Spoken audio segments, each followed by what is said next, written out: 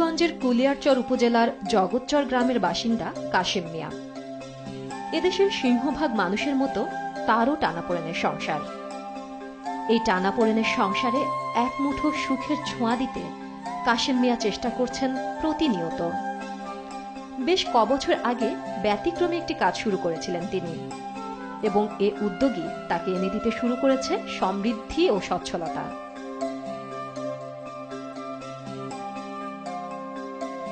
ছাগল দিয়ে হাল চাষ করা যায় না, এটা সর্বজন স্বীকৃত। হাল চাষের জন্য গরুর প্রয়োজন হয়, কিংবা আধুনিক চাষযন্ত্র পাওয়ার টিলারের। এছাড়া ঘোড়া দিয়েও যে আরো সহজ ও স্বচ্ছন্দে হাল চাষ করা যায়, এটা সবারই অজানা ছিল। কাশেম মিয়া হাল চাষের জন্য এই ঘোড়াকেই অবলম্বন করেছেন। দুটি প্রাপ্তবয়স্ক এবং একটি বাচ্চা ঘোড়া আছে তার।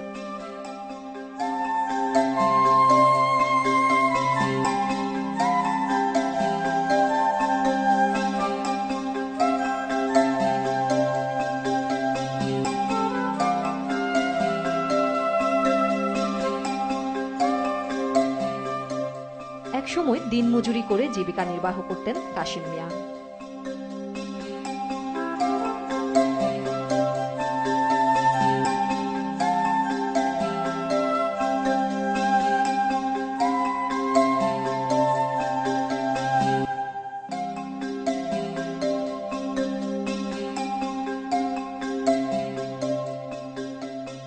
ধার কর্জ করে একদিন কিনে ফেলেন দুটি ঘোড়া।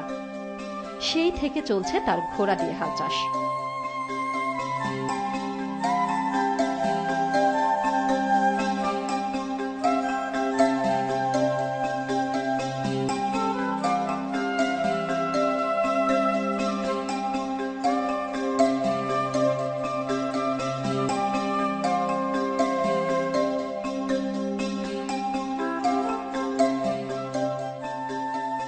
প্রথম দিকে ঘোড়া দুটো দিয়ে হাল চাষ করাতে ভীষণ বেগ পেতে হতো তার। ধীরে ধীরে ঘোড়া দুটো হাল চাষে অভ্যস্ত হয়ে উঠেছে।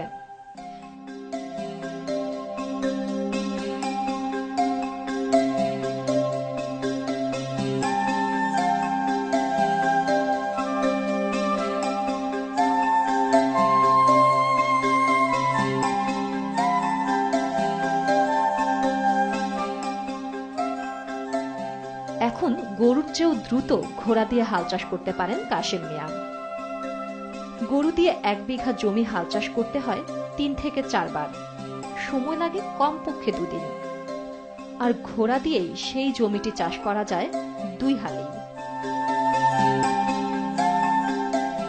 এই গুড়া দেয়া শ্বাস বেশি করতারি, যদি গরু দেয়া 1 কানিয়াতে শ্বাস তুলি, আর গুড়াটা তুললে আমি 2 হানিয়াতে শ্বাস তুলতারি। তে আমার টেহাও বেশি বাড়ি আইয়ে, জিনিসও আপনার এই হাইল কম, গুরুর থেকে শক্তি গুড়াত বেশি।